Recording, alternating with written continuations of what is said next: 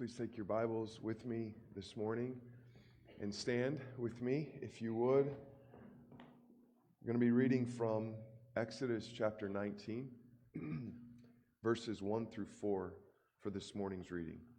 Exodus chapter 19, verses 1 through 4.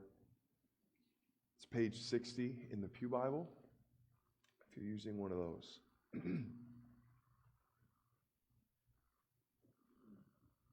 Please follow along with me as I read. On the third new moon, after the people of Israel had gone out of the land of Egypt, on that day they came into the wilderness of Sinai. They set out from Rephidim and came into the wilderness of Sinai, and they encamped in the wilderness. There Israel encamped before the mountain, while Moses went up to God. The Lord called to him out of the mountain, saying, "Thus you shall say to the house of Jacob, and tell the people of Israel, you yourselves have seen what I did to the Egyptians, and how I bore you on eagle's wings, and brought you to myself." May the Lord add his blessing to the reading of his word. You may be seated.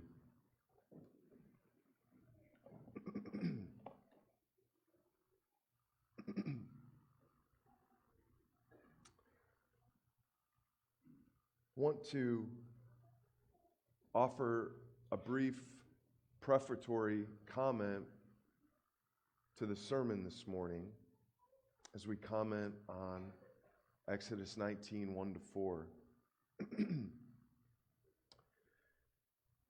What you're about to hear in the sermon,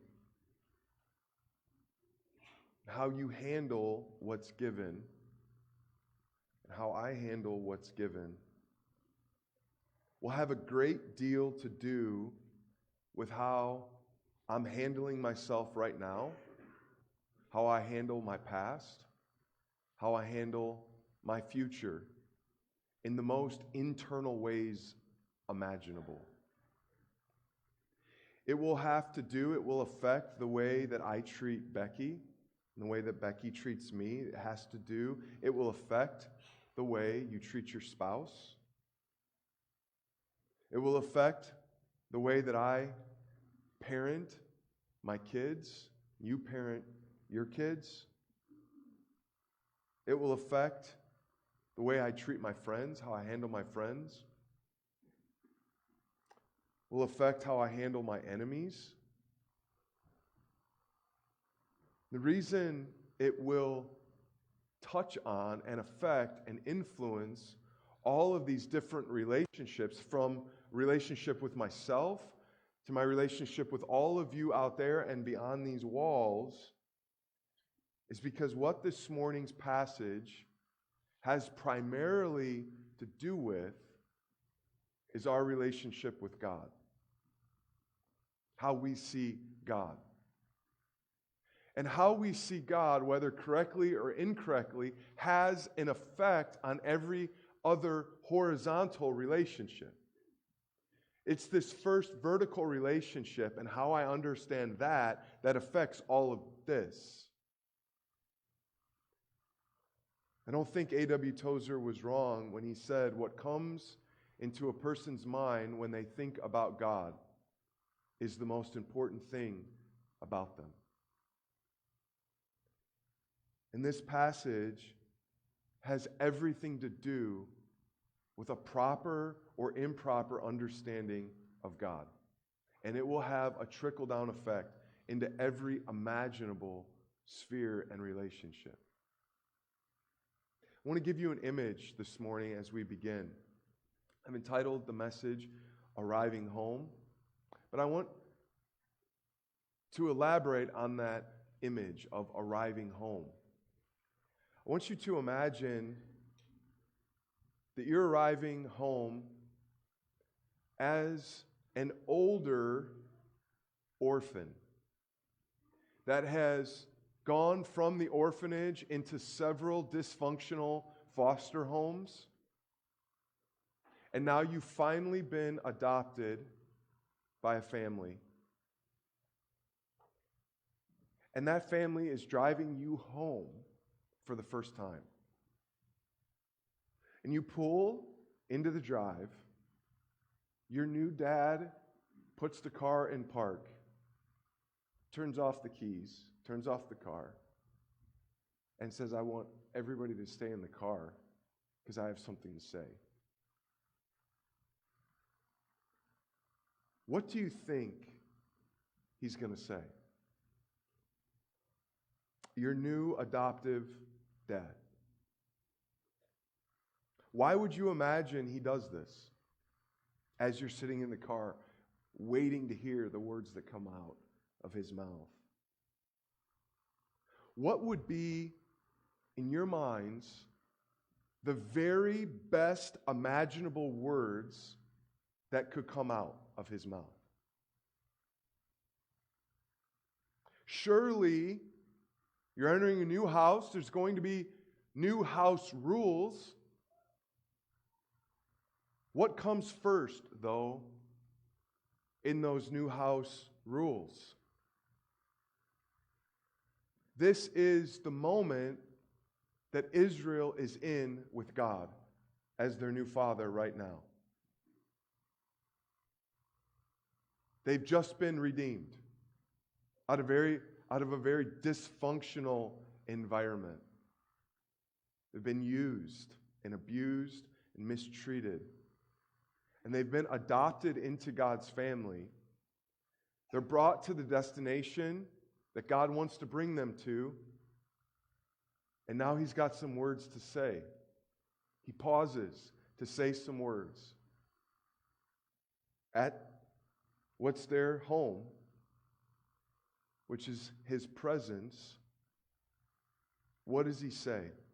And my hope is by journey's end in this sermon, that by the end of it, your answer, your formulated answer, as we get to that answer, as we get to what God actually says in that moment, I hope that by journey's end, as I give you what my best answer is and my best elaboration on what he actually said in the sermon, I hope that your hearts will sort of stand up and kiss my answer. I hope by journey's end, the sermon will have brought you to the place where you could answer that question yourself. What God says to Israel in this pivotal moment in their relationship. But I want to warn you at the outset that if we get this wrong, everything is going to go bad. Every imaginable thing is going to go bad. And I want to particularly warn you because Israel got it wrong. And I don't want us to do that. First words that come out of God's mouth. Let's start the journey toward that answer. I want to start by pointing out the context here, which is this, that God has brought Israel now full circle. From Sinai to Sinai. What do I mean by that? Well, what I mean is that there's a bit of finality in this text and there's a bit of awakening in this text. There's a chapter closed and there's a chapter beginning in this text. And what do I mean by that? From Sinai to Sinai, full circle. Well, for those of you who have been journeying with us for a while through Exodus, you remember that all of this started. The Exodus started, the redemptive plan, the liberation plan started with a dusty, old, wash-up, has-been named Moses shepherding his flock in the region of Sinai. And as this has-been, wash-up, dead-end Moses is shepherding his flock, he sees a pretty crazy sight. He sees a bush that's on fire, but it's not getting consumed. It just keeps burning. Inexhaustible fuel, as it were. Something additionally strange happens. Out of that bush comes a voice that starts talking to him, and it says to him, "Take off your sandals, for the ground you stand on is holy ground." God begins to tell Moses, "I've got a plan to save my firstborn, my people. And I'm going to do this." And Moses, of course, like so many folks in the Old Testament responds with wavering faith. How do I know you're going to do this? And God says, listen, I'm going to give you a sign so that you can know that it's really me at work here. And here's the sign, that after I liberate my people, I am going to bring my people back to this mountain where we're standing right now. And that will be a sign to you so that as you're here with this flock of people redeemed from a world power of the day, that I'm really at work here. And I'm actually up to something incredible if you don't yet believe it. So now we find that God has taken Moses at Sinai, sent him to Egypt, and now he's brought those people back to the place that he told Moses he'd bring them. They're back at Sinai. And amazingly, if I had read on in Exodus 19, you'd find many familiar elements taking place at Sinai that took place with Moses. As we read on next week, you'll find that fire is on this mountain again. Just like it was at the burning bush, fire will descend on the mountain. But it goes further than that. Just like God's voice came out of the fire, the burning bush, God's voice will come out of the mountain and speak. But it goes further than that. Just like that voice said to Moses, take off your sandals, you're standing on holy ground. So that voice will come out of Sinai and say, go, hey, wash your clothes, because you're near a holy place. So you see this congruence, this parallelism taking place in the text, that just as God corresponded with Moses, now he's corresponding in the exact same place, in very similar ways, with his people Israel. And so for those of you who may like to watch shows that are unfolding in seasons, and you see that a season one ends, this is kind of season one ending. How is it all going to culminate? How are all the conflicts going to be resolved? Well, what you find here is some resolution. God said he was going to meet with them just like he met with Moses, and now he has. Season one ends, and you're like, okay, let's start watching season two. What's next? That's the place that we're in right now in the book of Exodus. This is a huge change. This is season 2 in the book of Exodus, starting in chapter 19. Very big movement. And so I want to move to our next point. If you take us there, Caleb, which is essentially moving forward. Stop! That's kind of what you feel here. It's the next stage. Basically, the first words that God says is stop. Don't take another step. Don't move forward at all. I have for you, Israel. This is the car in the drive with the newly adopted parents, and the car gets put into park. The keys get turned, and he says, everybody, don't open a door. I got something I want to say before one click of this car takes place. Listen, a crucial meditation. As I pointed out in the beginning, it's here that the Apostle Paul looks to as essentially Israel's largest misstep in their relationship with God. You know, on our wilderness trips, we sometimes fatalistically joke about our trip becoming a 60 Minutes episode, of how a foolhardy group of men followed a fool into the wilderness. You can sort of hear the opening voice of the narrator, and here's where things began to go terribly wrong. And you think I'm joking, but I actually wrote down several instances of what could follow that sentence. Even though their fool leader, Ben Lovelady, had a very extensive questionnaire for them to fill out about going into the lake region of Algonquin wilderness, he forgot to ask if everybody could swim.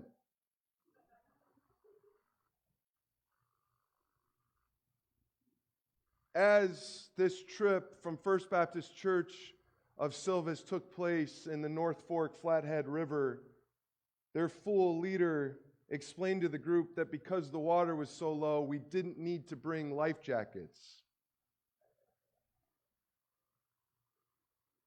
In Grand Teton National Park, where frequented reports have come of a black bear interrupting people's camps, their leader decided to stay there an extra day. In the Pemmiloop of New Hampshire, knowing that a deep and dark storm was coming, their leader chose to pass up a shelter and sleep outdoors. These are significant, potentially, turns in what could have ensued disaster for our group. And this is a turn in Israel's history that could lead to a wonderful life that would bless all the nations, or a life that can make Israel profane the name of God among the nations, misrepresent his character, and cause the land to vomit them out just in the way they did the Canaanites. This is a crucial turn. You see, what's about to happen for Israel is what many people think of when they think of the first 5 books of the Bible, and that is that Israel is going to be at Sinai for just a few days short of an entire year. And at this mountain, they will receive what is called the law. The way it's recorded in our Bibles, there are what have been counted to be 613 laws, many of which are given out in this duration of a year at Sinai. The question is what conversation happened in the car before the house rules were given? That's a very important question. You're newly adopted. You know there's going to be rules. You know there's going to be bedtimes and how often you got to take a bath and brush your teeth. You know there's going to be stuff like that. But what is the first conversation that happens with your new dad? And here is what is said in the car before anyone leaves. Exodus chapter 19. Thus you shall say to the house of Jacob, and tell the people of Israel, you yourselves have seen what I did to the Egyptians, and how I bore you on eagle's wings and brought you to myself. How would Ben Lovelady paraphrase that? I'd paraphrase it with 2 words. You're mine. You're mine. Before any law is given, the adoption is complete. You're mine. I own you. You're my possession.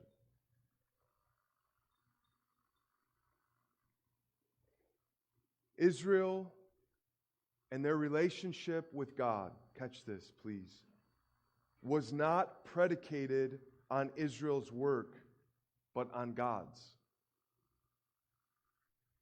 The words they hear from God are things like, stand still, be silent, wait behind the door while I do the work. I'm going to look to the blood of another to pass over you. I'm going to look other than you. What I want you to know before I give you a single requirement is you were taken, you were possessed, you're owned, you're purchased, you're redeemed, you're bought, you're saved, you're claimed, you're spoken for, you're covered, you're loved, you're made my own. And nothing, absolutely nothing that you do or don't do is going to change that. That is what comes first in the car before any doors are open. Because entrance into God's family refuses participation.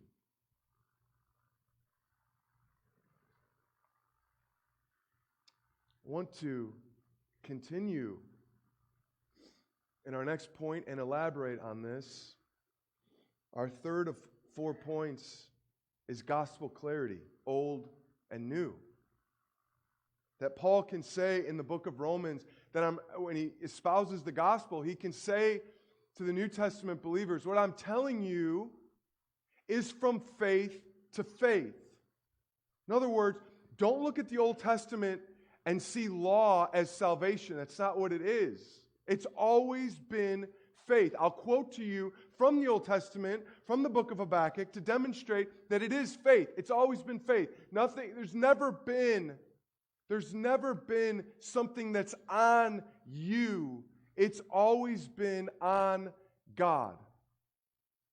It's always been on Him. I've been thoroughly enjoying, Pastor Alex has been as well, listening to pastor author Dane Ortland's sermon series on the book of Galatians. He's the author of Gentle and Lowly. I've told you about that book. And in the book of Galatians, what Paul is doing in that letter is he's essentially talking to people that have taken Exodus 19 and everything that followed and gone wrong with it. They handled it poorly. So Galatians is saying, here's how you handle the law rightly. And Orland has such just an imagination and just a beautiful way with metaphors and imagery. And as I listen to the sermons, I just jot down some of the ways he says things, and they're paraphrased here, but I've written down several that I want to read to you to bring great clarity to the gospel and great clarity to that conversation in the car before you get out. Just listen to some of the ways he says and articulates the gospel. If you attempt addition with the gospel, it ends in subtraction. If you try to help the gospel, you hurt the gospel. Grace defies assistance. Any intuitions of your standing before God being related to your performance are dead wrong. To hope for my obedience to strengthen my standing before God actually dilutes my relationship with Him. The gospel is heaven to earth, not earth to heaven. The gospel is not like a potluck where everyone brings something to contribute to the feast. No, it's a banquet, exquisitely provided by God alone. And if you attempt to leave Him a tip on your way out, He will be greatly offended. The gospel is God commanding you to come into His business so that He can hire you, but He tells you, don't you dare bring your resume. The hiring is all on me. Leave your resume at home. I don't want to see it. You need to taste. Israel needs to taste what these words are meant to communicate to them. And that is what you're learning in the class downstairs this summer, that God can only be generous. That's it. God cannot be transactional. There's no credit card machine in God's shop. There's nothing He takes from us. He can only give. In the Pentateuch, He'll remind Israel of this so many times. He says, Deuteronomy 7:7, I didn't choose you because you were great in number. In fact, when I chose you, you weren't a number. You didn't exist. You were not a people. I made you a people. I didn't look and say, this population's growing great. I'm going to use them. I made you. I invented you. You were not, and I made you to be a were. Tells them in Deuteronomy 9, listen, I didn't choose you because of your righteousness or your uprightness. In fact, you're a stubborn people, if I'm going to be honest.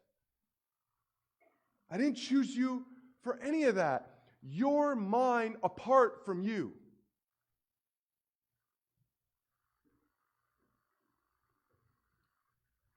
That's why Paul will make such a big deal in the book of Romans where he says, look, You want to say it had to do with something Israel did? Well, then you tell me, how is it that God chose Jacob before he was even born? He didn't do anything. Nothing. Not a single action, not a single thought, single word, nothing. And I chose him. I shared yesterday a quote by Alistair Begg, where he asks essentially, what makes you gods? If someone asks you, what makes you gods? Son, daughter. And he goes on and he says, if your answer to that question begins in the first person, you've gone immediately wrong. Because I believe, because I have faith, because I am this, because I am continuing.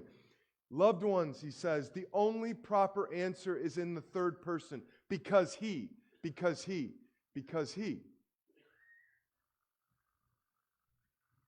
This is God's initiation to Israel before he ever gives them a single law. I've made you mine. Never for a second think that law makes you mine. I've made you mine. The law is given second, after I've made you mine.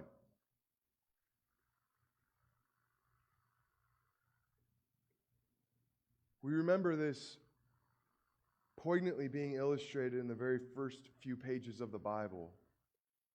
I want to tell you this because it's very significant that when our parents fell into sin, as in Adam and Eve, I want you to see that their first immediate reaction was to self-fix their problem. What do?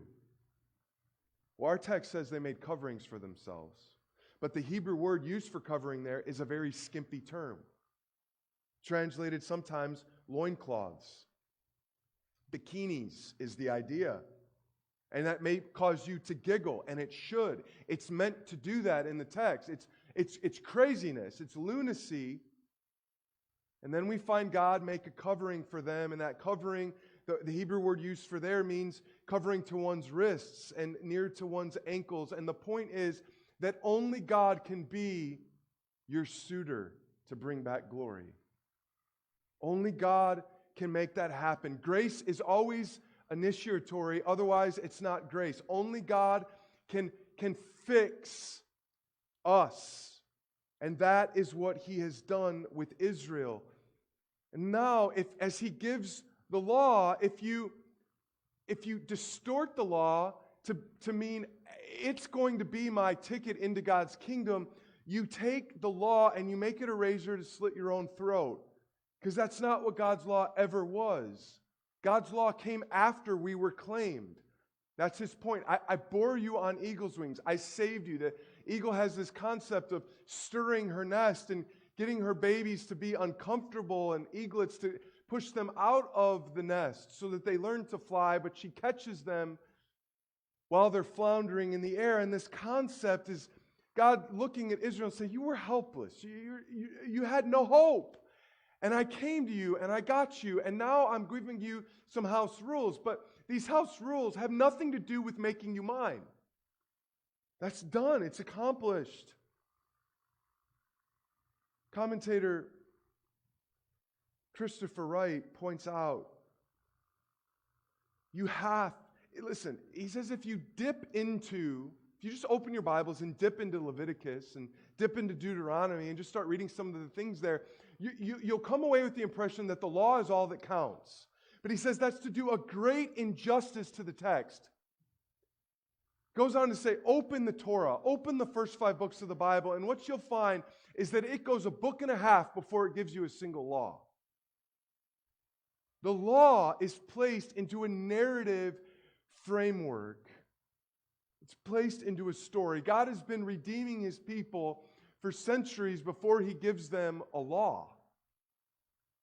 That's where the law fits in. It's not its own thing. Wright goes on to say, he's like, look, when God comes to Moses at Sinai in the burning bush, it's not as though he said to Moses, okay, I got some laws for you, Moses, and I want you to write them all down. I want you to memorize them. I want you to bring them to the people in captivity in Egypt. And I want you to, in their off time, I know they don't have much, but in their off time, I want you to teach them these laws. And I want you to tell them, if you do these well, every jot, every tittle, for a period of time, I got great news. I'm going to rescue you. You're going to be free. But none of that will happen unless you get your stinking act together. You got me? Now go. Get to work. Come on. I'm watching. It's not what he does. He essentially says to Moses, I want you to go to Pharaoh and tell him, you're messing with my firstborn. They're claimed. They're called his son before anything. They're his. Grace is always initiatory. God is always initiatory. He's saving Israel based on a covenant he made long ago with an idol worshiper named Abraham. Not a people, made a people. So when you think of the law, you have to ask the question, how did Moses, the writer of the law, think of the law? And we're told in Deuteronomy 1:5, it says, Moses undertook to explain this law, saying, and you know what he talks about for the next 4 chapters? Genesis and Exodus. He doesn't mention a single law for 4 chapters. Why? Because law falls into a redemptive relationship. Law doesn't predicate that relationship, it follows that relationship. Listen, if you disconnect the law from God's already salvific work, you hijack the law and you turn it into a mistress of the gospel. That you actually take God's law and make it an adulterer to his salvation. It's exactly what Paul says when he summarizes Israel's failure. And listen to his words. They're very straightforward. Romans 9:31 and 32. Israel, he writes, who pursued a law that would lead to righteousness, did not succeed in reaching that law. Why? Because they did not pursue it by faith, but as if it were based on works. They saw the law as predicating a relationship with God instead of following a relationship with God. The law was given to show us what God's like. It was not given to make us gods. If you approach the law to make you gods, it will make you actually look like the exact opposite of God. This is why, when Jesus speaks to the people who had these first 5 books memorized from a young age, all of it memorized, Jesus will say to them, you travel across the sea and land to make a single proselyte. And when he becomes a proselyte, you make him twice as much a child of hell as yourselves. Can you imagine? This is the 60-minute summary. You missed it.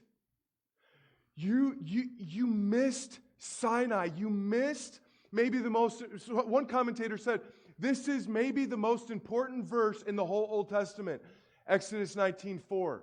That before any of the law is given, God says, I've made you mine. If you miss that, you hijack the law, you make it a mistress. Listen. The word for sanctification means you're made like God. I'll end up looking like God. Our actions, our hearts, our responses, our thoughts, our speech, our will. But listen to this. Your sanctification will only go as far. You looking like God will only go as far as you understand your justification, which is your mind. just as you are. From the trash heap that I pulled you from, you're mine. Period. Yeah, but what about, no, you're mine. So, wait, stop. You're mine. Just let that sink in. Until you meditate on that crucial thought, you're going to get screwed up in this whole thing. And you're going to look exactly opposite than me. I'm giving you my law to look like me. But if you hijack my law, the world's going to just want nothing to do with you. My law is meant to be wonderful among the nations, wisdom among the nations, Deuteronomy will say. But if you mess up how I'm giving my law, it'll be like profuse among the nations. And that's exactly what it became. So don't screw this up. Exodus 19:4, I brought you to myself. You're mine. We see this in the New Testament as well, summed up, what I want to close with, which is, we love because He first loved us. That's it, isn't it? We are changed because of a predicated change that happened to us from heaven to earth. That's what makes me different.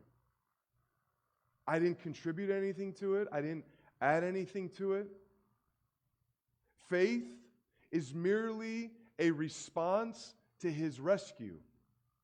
And even that, Paul will say, is a gift of God in Ephesians 2. Friends, you're sitting in the car, the engine quiets, the silence is palpable. And I'd like to envision God before He speaks. You see Him in the rearview mirror, but He's not looking at you. Do you know why? Because He doesn't care what you look like. He doesn't care how messed up your teeth are. He doesn't care what you're dressed like. He doesn't care what you smell like. He doesn't care about your background. He doesn't care about your future and what you're going to do wrong, in a sense.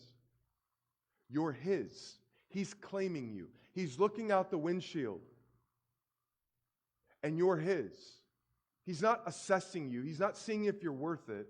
You're His. He's loving you not because of you, but because He is love. That's His nature. That's His character. And He's claiming you. You're in His house now. And His affection is going to be all over you. And if there's one thing that He's looking at out the windshield, it's the only way that you and I could be made His. And that's to see the cross out the windshield. To see the cross of Christ, who brought us into the happy household of God. Amen?